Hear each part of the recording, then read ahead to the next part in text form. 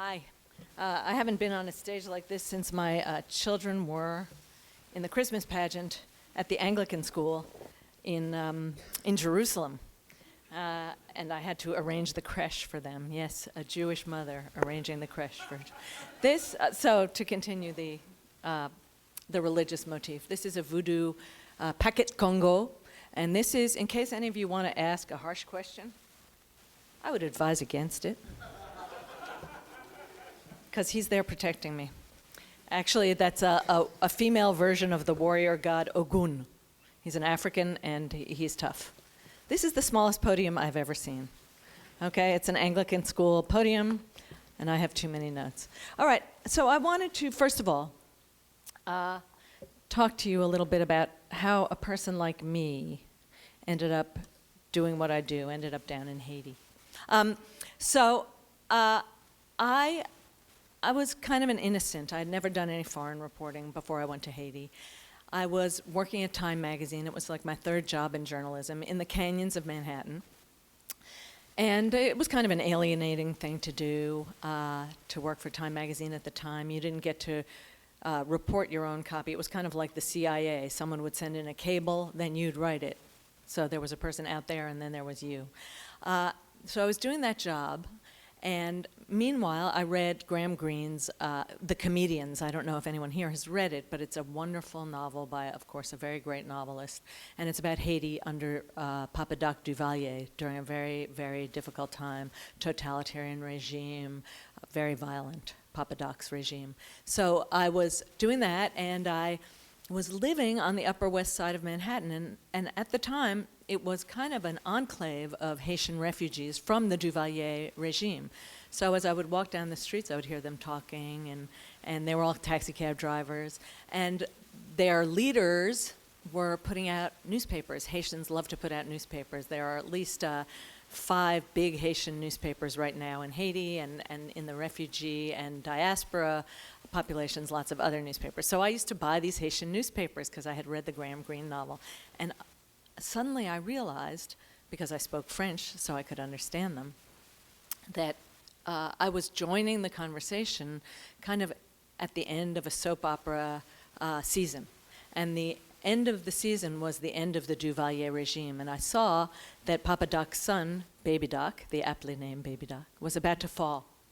And I had become like entranced with Haiti, and I realized that this regime was going to fall, and I was going to miss the Duvalier regime. I was going to lose out on seeing the terrible secret police of the Duvaliers, the Tonton Macoute. I was going to miss the whole dictatorship. It was going to be like missing a part of your crucial education before your time with them even began. And somehow I knew that Haiti was my fate, and I didn't want to not have seen this part of the history. So, because I worked for Time magazine at the time, and they were very grown up back then and very generous, even though I'd only worked there for about 4 months, you got five weeks of vacation. And I said, I'm going to Haiti, is that okay? They said, yeah, go. Not for them, on vacation. So I took my vacation time, and I went down to Haiti, and I arrived in Haiti 5 days before Duvalier fell. So that was my Haitian initiation. Haitian rhymes with so many words, it's wonderful. So my Haitian initiation was arriving there. The entire international press corps descended like 3 days after, because I was a little prescient, but not really. I thought I was so brilliant, but everybody knew. And they all came down, and then we waited for Duvalier to fall, and in fact he did fall. And I did get to see the Tonton Macoute in action with their batons and their guns in their pants in the back, and their sunglasses and their hats pulled down, like gangsters from the old days. And I was at the airport when Duvalier left. He came up in a big silver BMW. I'm sure some of you vaguely remember seeing this on the news. And he drove straight into an American cargo plane, drove the car in, everything, the whole family, and bye-bye Baby Doc. And from that moment on, I belonged to Haiti, because it was a very special moment. And when you see a moment like that in history where a people is liberated, and all the Haitians, like 2 hours later when dawn came, were in the streets waving branches, it was the most exciting thing I have ever seen in my life. So you become a part of it, and I belong to Haiti, but I have to say the favor has never been returned. So it's kind of an unrequited love. But so I went down after that, and I wrote my first book about Haiti called The Rainy Season. And then I thought, okay, I'm done. I wrote about the fall of Duvalier, and I wrote about Father Aristide, who was a priest at the time, but then after I had finished the book, became president of Haiti. And I thought I was done, but then Aristide became president, and I thought, okay, well, I'll keep writing about it. So I wrote articles about it. And then he was overthrown by a man I happen to call, and you will not be surprised, Papa Bush. Not exactly by, but maybe green-lighted by the United States government under Papa Bush. And so I kept writing. And then he was returned to power by Clinton, by President Clinton, a Democrat. And so he was back in Haiti, and I kept writing and writing. And then he was asked it again under Baby Bush. So I feel it was fitting in some way. And then I really thought I was done. Okay, Aristide was no longer in Haiti. I'm finished. Even though love and fate had drawn me to Haiti over and over again, I thought, now I'm done. I've had my babies. I've written 2 other books, and I can begin to withdraw from this obsession. And then the earthquake came. And then it was over for me again. And so I was at home. I was trying to resist coming down to Haiti after the earthquake because I thought it will be just like any other place. Once there's a huge catastrophe, it's like any other place. So I thought, okay, I'm not going down. And I watched as Anderson Cooper ran around in the rubble and all the other newbies came down and thought, oh my God, Haiti's so interesting, it's so weird, and now it's so screwed up. This is so incredible, I'm gonna save some babies. And you know, I watched them reporting from the rubble, and it reminded me of an old expression that I had heard once, and that was the word Fred Voodoo, the title of my book. Fred Voodoo is an interesting character. The first time I heard this expression, it was from the Foreign Press Corps when I came down that first time to watch Duvalier fall, and it was an old British hand, a Haiti hand. And I came back from a day of reporting, and I came to the Olafson Terrace, where everyone goes. There's like one hotel in Haiti where all the reporters and Foreign Press Corps goes. And so I come back, tired, sweaty, depressed, and this British reporter says to me, so, did you see Fred Voodoo? I mean, what's Fred Voodoo saying? And I thought, what? But then I realized, well, it's like what we call now Joe Sixpack. It's the Haitian man in the street. And I thought, this is what Anderson Cooper is experiencing for the first time in his life, what he thinks of as Fred Voodoo. I mean, of course, now we're no longer in that politically incorrect phase of, so we would never say that. And I was told by my Haitian friends, oh, don't call it that. You know, everybody will be insulted. But I wanted to. I wanted to be insulting. I wanted to be in the face of everybody. And the reason it's called Farewell is because I want to get rid of that old stereotype of Fred Voodoo. So anyway, I was watching all these new reporters come in, and then I was watching the relief and recovery people come in, and they followed the reporters. And these people who all thought they were saving or fixing Fred Voodoo. And among them were what I call aid groupies, disaster fans, mobile sovereigns, and what is largely called the crisis caravan. That's not my term, but that's a term that's used for these people who come down in disasters, not just to Haiti, but to other countries too, the tsunami, et cetera. And some of them, of course, are saints. Some of the people who come down are saints, and some are just plain good guys. But mostly you see this kind of community of disaster junkies. And they thought they were saving Fred Voodoo, but I felt I'd seen it all before, and I decided I had to go back to Haiti again. And I hate earthquakes, I have to tell you. My book before this book is called I Feel Earthquakes More Often Than They Happen, and I do, I really do. Like today I thought I felt an earthquake in Seattle, but I hope I was very, very wrong. I hate earthquakes, I don't like aftershocks. And I knew there were aftershocks in Haiti, huge ones. I hate political unrest, although I've seen a lot of it in Haiti, and I have been inside it.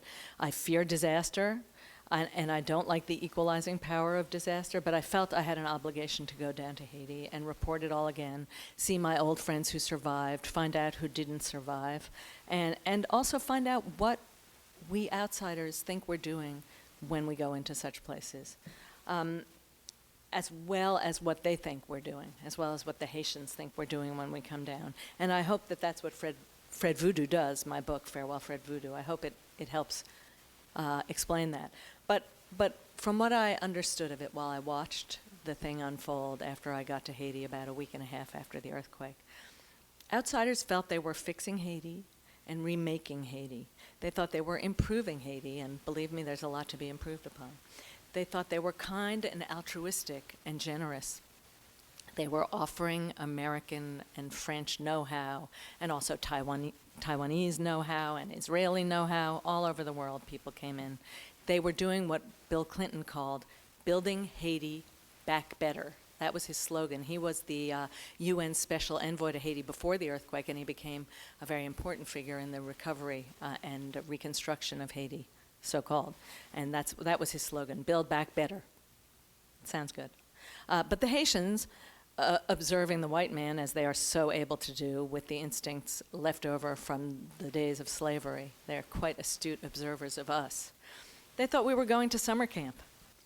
They thought we were having internships, and yes, we were. A lot of the young people down there were on internships with the Clinton Foundation. They thought that we were on a lark. They thought we weren't serious. They thought we were in a kind of rehab in Haiti, and many of the movie stars who went down were in a kind of rehab in Haiti. They thought we were clubbing. They thought we were staying in hotels. They thought we were going out to hear cool Haitian music. They thought we didn't know what we were doing. And the big surprise, of course, is that a lot of them were right. And they were often categorically correct. Let me read from Fred Voodoo here. All right. This is me trying to understand Build Back Better. So I go to an architect's firm in Silver Lake in California, a very hip neighborhood. And my architect friends wanted me to come because they wanted me to give them some input on a project for housing that they were doing in post-earthquake Haiti. So I had become the Haitian consultant on their project. As you can see, I'm not Haitian. So I write. After we finished with the housing, one of the architect's assistants got up and made a little presentation about a tree they think will be good for construction and other purposes in Haiti. Oh, I have seen this tree before. I have seen it so many times, I thought, as I drank an espresso prepared for me on the office machine. This tree, the young man said, grows really fast. It needs little care and little water. When it matures, in virtually no time, it can be cut down. It will spring up again, no worries. It can be used for construction. Its wood is strong, flexible in an earthquake, and heat resistant. But equally, you can make clothing out of it, and it's nutritious. You can eat its leaves. Its seed pods are natural antibiotics. If you make a tea out of its bark, it gives you more calcium than 3 glasses of milk, or some such. I drum my fingers and close my eyes because I have heard about these trees from development people for more than 3 decades, but have never seen a single person in any developing country I have visited pick one of its leaves, build a house out of it, or make school uniforms from it. I'm sure they do, somewhere, maybe even somewhere in Haiti. But for me, the all-purpose tree, whatever its species, embodies the impulse of so many good-hearted people from the developed world who would like very much to find a simple solution to the complicated problems of the developing world, let's be honest, and call it the starving world. The smartest people often begin their work in development by believing a quick fix is possible, that technology, know-how, nature, and their own good-hearted spirit will fix things. It's kind of the Sean Penn theory of development work, and if you're Sean Penn and working in a small enough sphere, you can really get a few good things done. Why don't these trees save the world, then? I have often wondered this, but after years of considering the question, I think I have figured out the answer, which is that we live in a world where people have been living for a long time, doing things like building civilizations, cultures, and traditions, along with simply surviving and reproducing. You can take one of these trees into a Haitian village, and the villagers may drop a couple of leaves in their soup, but really, they don't eat leaves. They eat rice and beans and chicken when they're lucky. The only leaves they eat are thyme. They love to cook with thyme because it's in their French background. They eat cornmeal with sauce. They eat canned sardines with tomato and onions over rice. They simply don't munch on leaves. They prefer mangoes and bananas. The traditional priest who practices traditional medicine doesn't know the leaves of this tree, and he too will turn away and go back to the leaves and bark he has always used for antibiotics, wounds, and medicinal drafts. Here's the thought experiment. If a bright-eyed relief worker came to you and told you that these leaves were better for your child than a glass of milk, would you substitute the leaves for the milk? Would your child eat them with his Oreos? There is one woman in Mill Valley, California, who would probably try this out with her kid. She lives in a perfect, environmentally correct house. There are probably several people in Hollywood who would try it, and I have no doubt, having been in Seattle before, that there are some people in Seattle who also would eat the leaves. But other than that, no one will. Not even if your kid hasn't had a glass of milk in a week. You'd still try to figure out a way to get a glass of milk, because that's what you want for your kid, and that's what your kid wants, not leaves. Same goes for Haitians. So that was what I felt about building back better. You have to build back the same, but better. That's what people want. They want it to be like what they had. So many times people would tell me stories about what they had before the earthquake, hoping to have that again. So I wanted to look, when I wrote the book, about how aid and development work and reconstruction become twisted and why so often helping hurts. And I came to the realization that there's something called the compound life. And the compound life is the way that aid workers lead their lives when they're in country. They live in compounds, like gated communities. They have 3-week stays in country, so they never really know what's happening in Haiti. They work in what are called clusters. A cluster is a group of people concentrating on one thing, like, say, rape victims.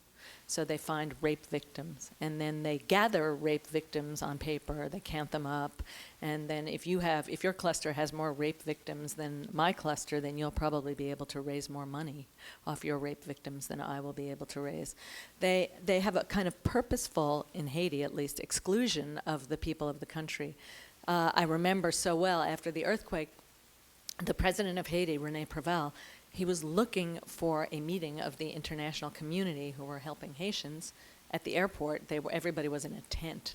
Everything was in tents at the time. And he was rushing around from tent to tent trying to find the meeting to which he had not been invited, although there was being decided the future of his country. So because they don't know Haiti, they make mistakes. One of the things about Haiti that's really interesting is this habit of dissimulation. So that if you go into a village, you're a white person going into a village in Haiti, and you want to find something, you want to find the local tree growing farm, say. You go in there and you say to a person who comes up to you, "Where's the tree growing farm?"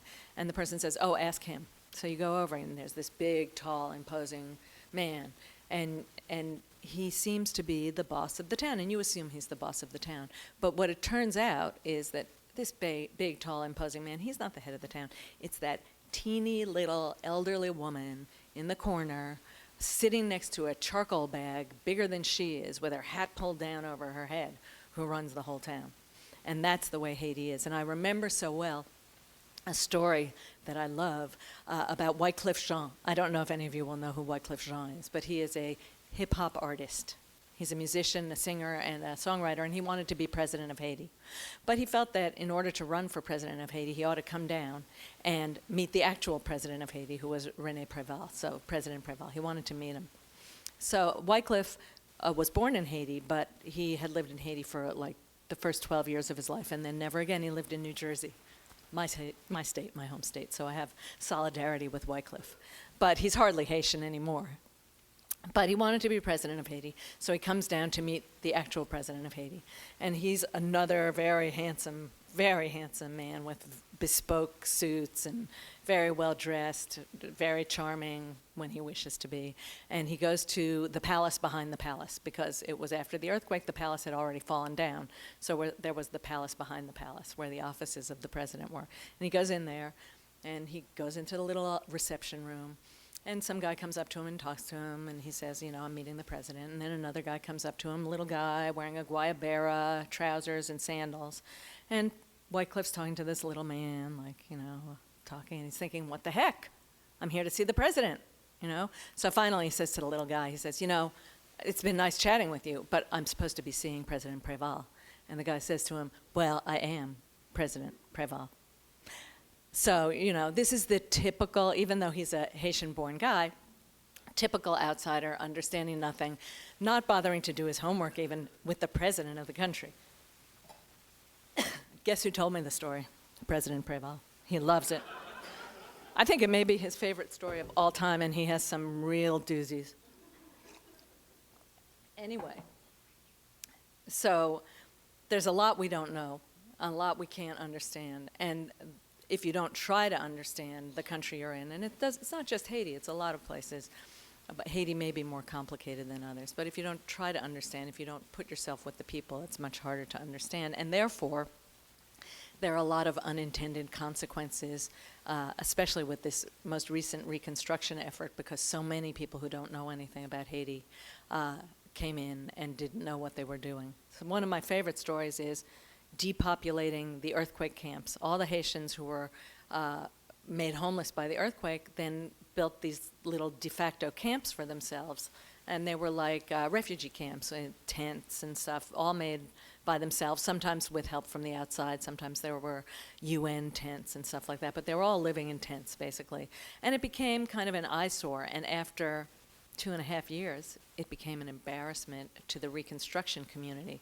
Because what it said to the outside world, every time a reporter came in, they came to the airport, they drove past the airport camp, then they came down to the Plaza Hotel, and they saw in front of the Plaza Hotel, in front of all the government buildings, the Toussaint camp, the Constitution camp, all these camps right in the center of town. And it became an embarrassment because people would say, well, if you're doing reconstruction and help and housing is the biggest priority, how come all these 1.2 million people are still living in camps? So what happened was, finally, the international community decided to pay the people to get out, especially of the most visible camps. So that's what they did. They gave each family $500 to get out of the camps. So each family got $500, and they were helped to find new housing, and sometimes it was in kind of new townships that were built by the international community, not very nice, not very pleasant, not very humane.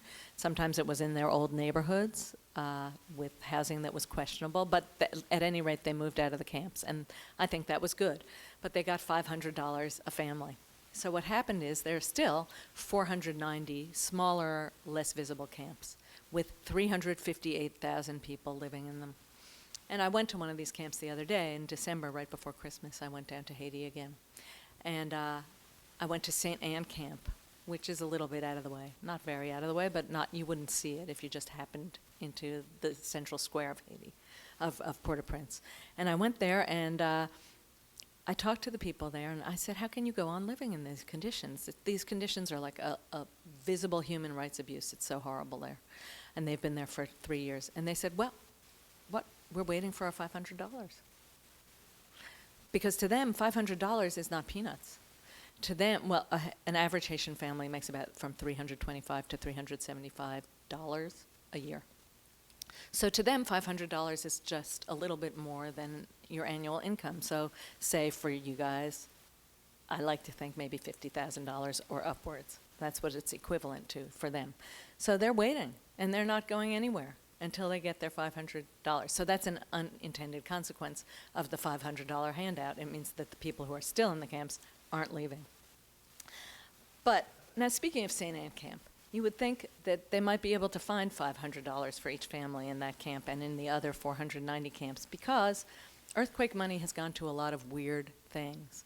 One of the weird things that earthquake reconstruction money has gone to is the Royal Oasis Hotel.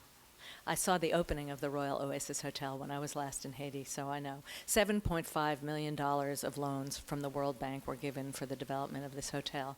$2 million were given by the Clinton-Bush Foundation, the Clinton-Bush Haiti Fund, which was established after the earthquake. You may have seen the two presidents virtually hand in hand raising money on your television for Haiti, but this is where $2 million of their dollars went. This was $2 million, 9.5 total, from these two institutions in reconstruction aid for the earthquake into this luxury hotel. 5 restaurants in the hotel, a shopping mall in the hotel, an infinity pool planned for the roof, and a presidential suite costing $1,200 a night.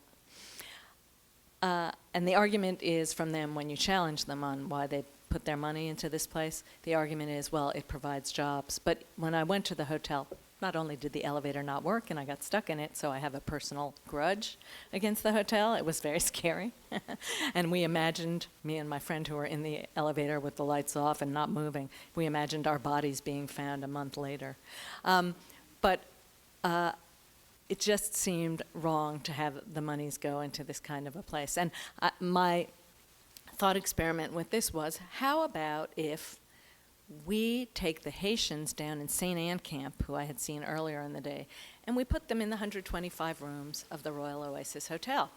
And then, well, the Dominican workers who are there might not want to work for Haitians because there's a traditional rivalry. So they'll all go home to the Dominican Republic, and we can get the people from the World Bank and the Clinton Bush Foundation to clean the toilets of the Haitians from St. Anne Camp and to make their beds until they earn back the $9.5 million they spent on the hotel. I think that would be fair. I wanted to read you a quote from a great American president. This is Teddy Roosevelt. I happen to like him even though he was a big imperialist. He said, "Sentimental humanitarians always form a most pernicious body with an influence for bad hardly surpassed by that of the professional criminal class." I think that we've seen a lot of that in Haiti. I wanted to talk about your $20. Probably some of you gave money to Haiti after the earthquake. Where did that money go? Your $20, your $50, maybe your $200.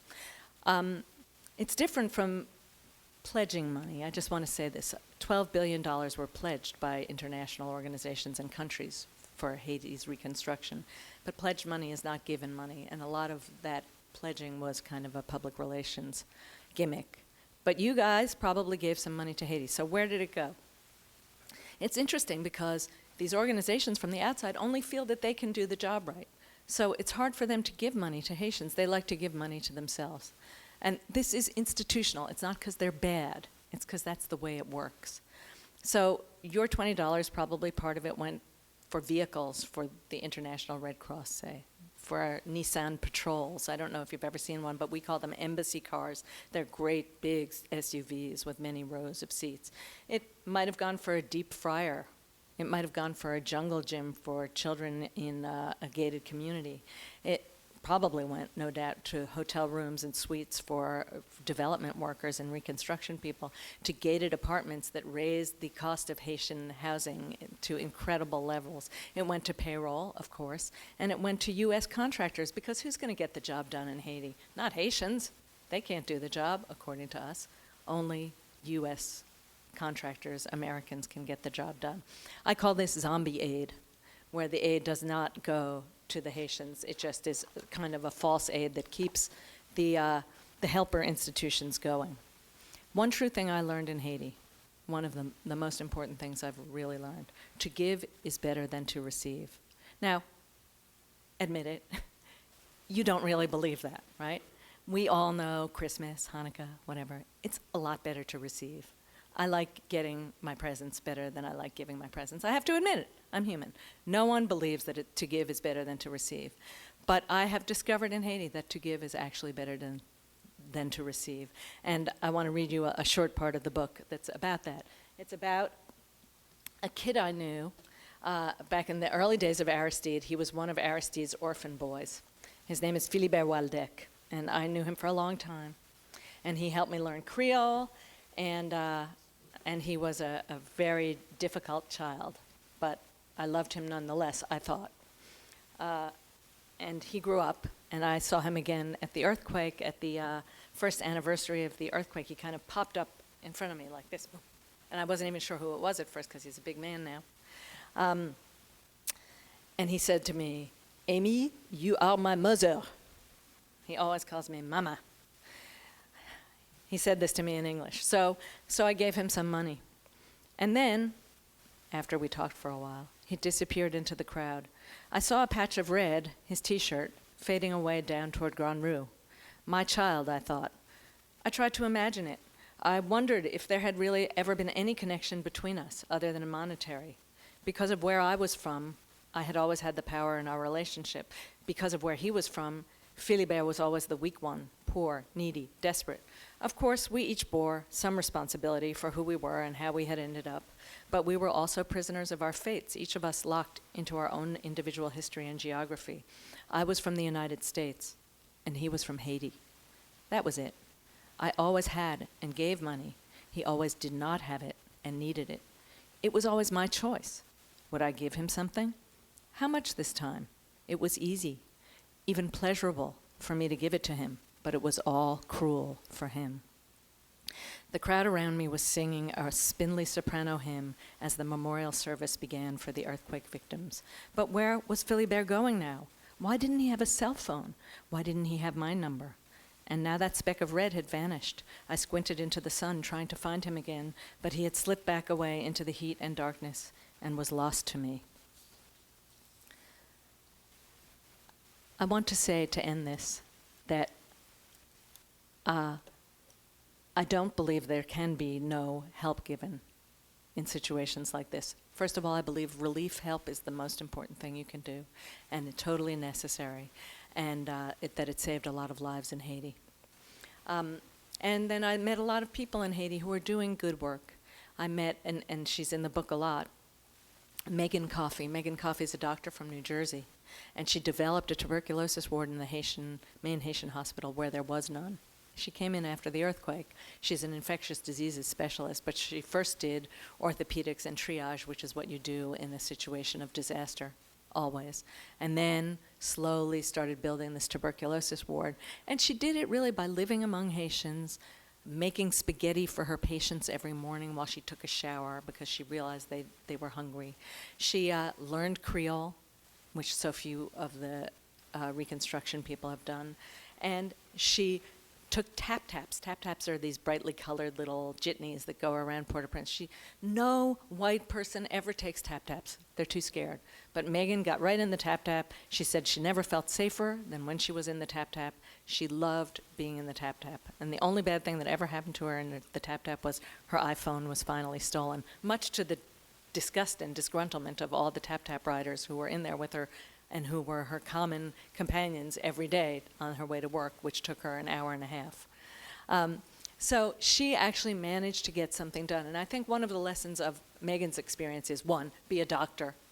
Because if you're a doctor, you actually know you're doing good. You can see the good you do. People feel the good you do. It's done. And it's very hard to do that in any other field of reconstruction and development. But also, don't have wads of money to give out. This is another thing Megan won't do. She won't give more than 40 gourds, which is basically nothing, to anyone. And only in the direst need will she do it, because she knows if you do that, you alter their situation on the ground and create jealousy and anger and make things worse for them in the long run, even though they don't believe it at first. So she's kind of a tight wad, and she doesn't have much money to give out in the first place. So that helps her, in fact. And so I watched her, and I thought it was really interesting. But I want to say one more thing about unintended consequences, and then I'll take some questions from you. So there's a guy in my book I called Rubble Man. And here's Rubble Man. That's Rubble Man. That's a picture taken right after the Haitian earthquake. And on his face is cement rubble from the earthquake. A lot of people looked like this after the earthquake. So one day I'm in Haiti, a year after the earthquake, and I'm down by one of the refugee camps, the one that's most visible to the foreign press, right outside of a big hotel. And this guy, seriously, starts coming up to me. And I see him from a distance. I think, whoa, he looks familiar. And I think, oh my God, you can't still look like that a year after the earthquake. And he's coming right toward me. And for some reason, at that moment, I'm the only white person there. So I'm like, target in his crosshairs, and he's coming after me, and I realize he's going to ask me for money, and I start having what I call charity anxiety. Like, what do I do? But fortunately, Rubble Man, an unintended consequence of the earthquake and the photograph, I wrote for this book too. This is a Time magazine book. It comes up to me, and fortunately, my friends from the camp grabbed me just at that moment as he was, approaching like fate, and pulled me into the camp, and I went on my merry way and didn't have to decide what to do about Rubble Man. So, all that said, I wondered if there would be any questions from you. What are sort of the specific things that you would suggest for improving the effectiveness? Is there too much fragmentation of resources, not enough accountability, not enough training? What are sort of the prescriptions you would offer? Well, first of all, I said that relief work is absolutely necessary. Reconstruction is a different thing. But I think it's important for Haiti to have some money to spend on reconstruction. Okay, first of all, I would include the Haitian people in the discussion. I think that's important. And, you know, I'm an American, so I believe that a government in place might have something to do with the Haitian people. Certainly when René Préval was president, it had a little bit to do with the Haitian people. So I would consult with the actual Haitian government, which was not really done. It was very, very lax consultation. Now, there are reasons for that. Haitian governments have been corrupt. Haitian governments have been methods for stealing from the people for a long time. People are reluctant to pour money through a Haitian government that might steal the money. But there were all sorts of ideas for how to deal with this at the beginning of the reconstruction effort, like accompanying, which means that you have an American spying on every on every Haitian bureaucrat. So you have a kind of twin zombie American bureaucrat next to the Haitian bureaucrat. I don't like that idea that much either. But at least there are ways for dealing with incorporating the Haitian government. And really, eventually, respect must be paid to a Haitian government. Because if that never happens, you can never really have Haiti on its own 2 feet. So eventually the foreign community is going to have to really deal with the Haitian government. And the way to do it, in my opinion, is not to put in a Haitian government that we like, because all they do is rubber stamp whatever we want to do. And that's not a way to include the Haitian people. I was really intrigued by the review in the New York Times this past Sunday, and by the opening paragraph, which talked about your statement that what if Haiti's always been the most modern of nations? Right. And I wonder if you could elaborate on that point. Well, my argument is that Haiti is very modern and has always been very modern. First of all, it had the world's first freedom fighters. You might think the American revolutionaries were freedom fighters, but actually they were just colonists. I don't mean to cast aspersions on the American Revolution. It was great. But the Haitian Revolution was incredible. 1791, the Haitian slaves rose up and defeated Napoleon Bonaparte, the greatest army of empire at the time, and cast him off. So that was incredible. They got their freedom. So that was one way in which they were special. Then they developed the first black republic in the world. That was incredible. First of all, that was the only successful slave revolution in the history of mankind. Then they had the first third world debt to a first world nation, because France demanded reparations from the Haitians, because the Haitians had stolen something very important from the French during the revolution. That was themselves. The Haitians had stolen themselves as property from the French government. So for years and years, Haiti had to pay back this debt to France, which was only forgiven by France after the earthquake in 2010. So that's a long time. They weren't always paying on time, let's put it that way. They were one of the first examples of the United States trying to control another country. In 1915, from 1915 to 1934, the United States occupied Haiti. And they were also one of the first examples of a guerrilla army that actually ousted a U.S. occupation, and that was the Caco Rebellion against the occupation. So they've always been very modern in this way. And one of my pet theories is that Haiti is still very modern, even though it looks retrograde and backward to us.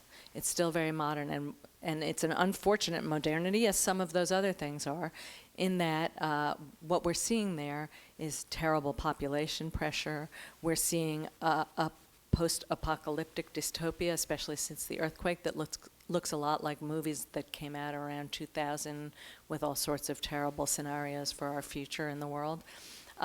We're seeing a dysfunctional government, of course, as we have for a long time. Haiti's an expert at dysfunctional governments. They're so useful.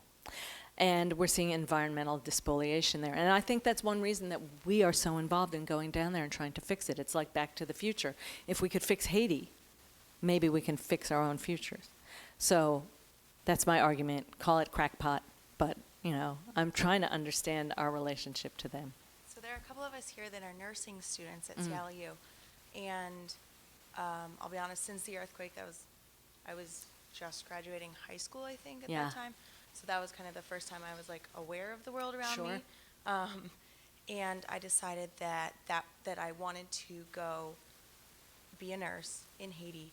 And over the past few years and my Jesuit education that has opened my eyes to the That's world, so wonderful. I'm really realizing the idea of going on a medical mission, I guess, is like, why would I go when there are so many people in Haiti or wherever I would want to go that could do exactly what I could do? No, not necessarily. First of all, in the earthquake, as you probably know because you're a nurse, the entire nursing class of that year was taking their exam. And I think like 400 kids were killed in that. So they lost a whole, you know, formation, as we say in French, of Haitian nurses that year. So I'm sure you were badly needed, and especially at the beginning you were badly needed. And why should you go? Well, it's a good question. I mean, what do you really fix? But you have to make sure, you have to know that the Haitian nurses are doing it and that they're being encouraged. A lot of the problem in Haiti is, you know, if you can leave, you do, if you're a Haitian. And so if you're a Haitian nurse, you might try to get a job at Mount Sinai Hospital in New York instead of staying in Haiti. And you would use all your connections possible to do that, not only because it would be good for you to get out of Haiti and have a future, but because it would be good for your family back in Haiti for you to have a job in New York where you could send money back to Haiti. And in fact, one of the really big reasons, and it's kind of an underlying secret to why Haiti's still there and why people can survive, is because so many people have left and are making, it's like the Philippines, so many people have left and are supporting the country by sending remittances back home so that people aren't starving. And you see that people aren't, they're at the edge of hunger. I drove the whole national route the last time I was there, and as I went through the more remote places, I saw that they're not quite starving, but very close. So I think it's good to do good works. I don't mean to detract from that, and especially in the medical vocation. But one of the medical problems in Haiti was that so many free doctors came in providing free care that they put a lot of Haitian doctors out of business. Now, admittedly, these were private clinics for the rich, but because they were private clinics for the rich, they had the best machinery, the best technology, and when they went out of business, that was lost for the Haitian medical community. So there are, again, unintended consequences. Thank you. First, what are they doing about the diseases that foreigners have brought in there? And also, you know, Haiti at one time could feed itself. Yes. And then the mega corporations came in and took over and said, raise sugar cane and we'll pay you. Yes. Are they doing anything about getting the people where they can start growing their own food and get true No. independence? No, they're not. But here, let me address that a little bit. First was cholera. So there's a cholera epidemic in Haiti that was brought in. It's been pretty well demonstrated by Nepalese soldiers in the UN, the mission for the stabilization of Haiti from the UN. And they came in and the sanitation in their barracks wasn't good, and their waste ran off into the Haitian water system, and they were carriers, unknowing, unwitting carriers, but nonetheless carriers of a particular cholera type, and it went into the Haitian water system, killing 8,000 Haitians and sickening some 600,000. So it was like having a biological weapon aimed at them, and that's how Haitians felt about it. And what they're doing is, you know, people like the nurse who just spoke out and other outsiders and Haitian doctors and Partners in Health are trying, and Sean Penn, I know, has participated in trying to get, it's called rehydration salts out to the countryside to help people who are sickened with cholera. And it comes in season so that you can regroup and then help again and regroup and help. But it's a hard battle to fight because 42% of Haitians don't have access to clean water, and you cannot fight cholera without clean water. The other question is, Haiti used to feed itself. Yes, indeed, it did in the 40s. The 30s and the 40s. Duvalier put an end to that. I would say he is largely responsible by exactly allowing the sugarcane companies to come in, but they may have predated it, the large companies. But also the dumping of American rice was the final straw. So U.S. subsidized rice that we had as surplus in this country was dumped into the Haitian market. It was called Miami Rice because at the time Miami Vice was a big show, so it was called Miami Rice. And the Miami Rice, because it came in from the port of Miami and was stamped, undersold Haitian rice in the market. So Haitian rice cultivators could no longer make a living raising rice. And what happened was they stopped. And they migrated to Port-au-Prince, where they were then killed by the thousands in the earthquake. I mean, that was part of the real population pressure on Port-au-Prince. But also, Haiti's capacity to feed itself was again undermined. Now Monsanto wants to sell its, one-season seeds to the Haitians. And there's been a huge uproar about that. And meanwhile, friendly, neighboring, generous Dominican Republic is trying to penetrate the Haitian market with all of its food so that you can actually now have a Haitian Creole meal cooked for you, and I've seen it happen in the earthquake camps with all Dominican food. Kind of just touched on this, but I wonder what you see for the future of Haiti in terms of the students now and what their life will bring, what they will bring to the country. Well, I don't know. I mean, part of me wants to say to the U.S. consulate, don't ever let any Haitians into the United States ever again. And to the French consulate and to the Canadians, because I want them to stay in Haiti, and I want them to rebuild their country, but that's me. An individual life is an individual's life, and I want that individual to be able to get out. So I see it kind of as a prison for Haitians, Haiti. And when I see Haitians I know trying to get to the U.S., I feel very concerned and involved, and I write them letters, but I hate it the whole time because I want the country to have a future. And a country doesn't have a real future if it doesn't have human capacity. And a lot of this has happened in Africa too, in Senegal. It's a problem. And in the Philippines, it's a huge problem. But what I love about Haiti is that although people will go to the U.S. and they will live their whole lives in the U.S., if they can, they'll come back to Haiti for their retirement. Similarly, the Philippines, because that's what they love and that's what they know, and the people are modest and they only take off their clothes by the river to do their laundry, and they float in banana leaves on the rainstorms, and it's all just an incredible place as long as you don't have to live there. Yeah, you're welcome. I went to Haiti in 1996 as a staff member of the American Friends Service Committee, which was supporting some really wonderful community projects in a very remote part of Haiti called the Grand Anse Department. I don't know if you've been there. I know it well.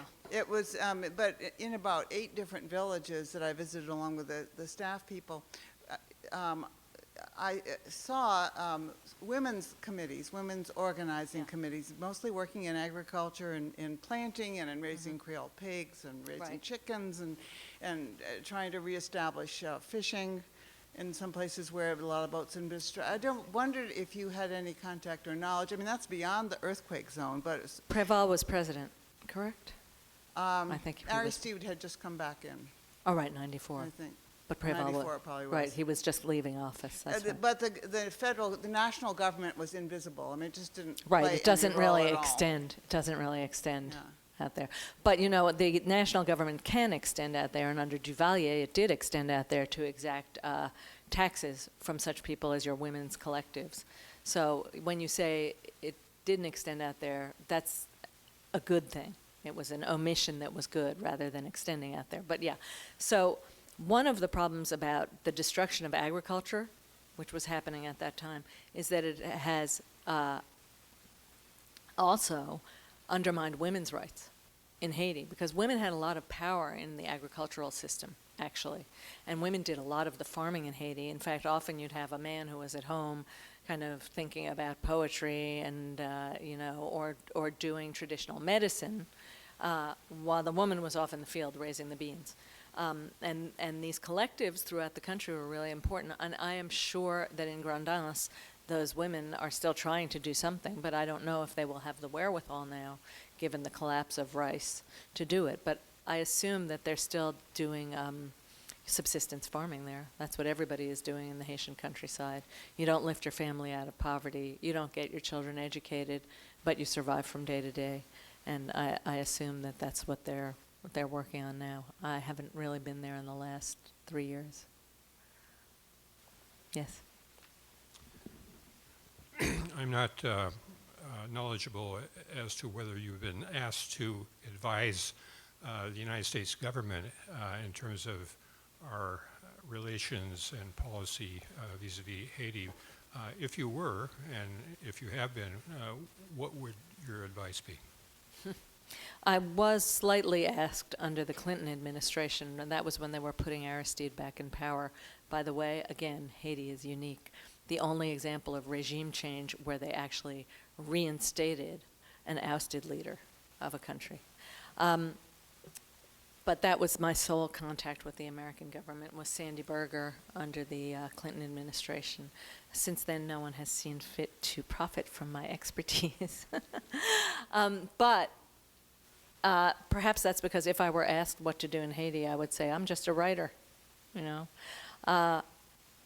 So my advice is so broad, and I think I've stated it here, which is learn about Haiti. But even that is not good enough, because really USAID, which has done a foul job in Haiti, really poor job in my opinion, over a period of more than half a century, they know a lot about Haiti. Oh my God, they know a ton about Haiti. Some of them know more about Haiti than I know about Haiti. Some of them speak Creole better than I speak Creole. Some of them have lived in country. Some of them are married to Haitians. And they still do a terrible job. So knowing Haiti is not the only thing. You have to be on the right side, whatever that is. You have to be in solidarity with the Haitian people and not with the Haitian aristocracy, not with the Haitian elite. I have come to appreciate the Haitian elite, some of them. I have come to understand their point of view a lot better than I did when I was young and romantic and thought it was all one way or the other way. And Aristide schooled me very much, not on purpose. But, you know, I can't say that I have absolute advice to offer other than know it and be on the side of good. And that's a very, you can't say something like that to the American government. It's a little naive. Sorry, I can't respond better. This is probably a naive question. Well, good, then you're asking the right person, because I'm a But- naive responder. But why don't we just leave them alone? It's a poor country. What do they have that we want? Yeah. This is a very good question. It goes right to the heart of it. Okay. One thing I would say is Haiti is like a bellwether of our attitudes toward race in America. So we can't, somehow it's a psychological thing, to speak broadly.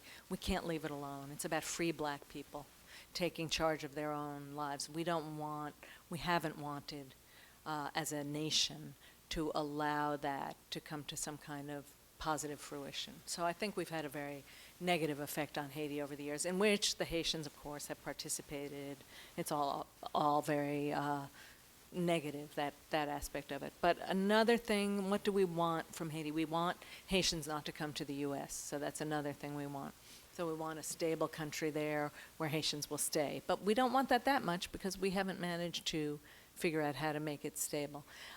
It's a constant crisis for us in Haiti. Why do we care about such a poor country? You know, we're like twins, Haiti and the U.S. We have a torrid relationship. We've had it from the very beginning, when they rose up and cast off slavery and we still were holding slaves, when we wouldn't recognize them until when, of course, 2 years after the Civil War was over. Then we thought, oh, okay. But we didn't want to recognize them because we were afraid our own slaves would revolt. So it's a really, really painful relationship.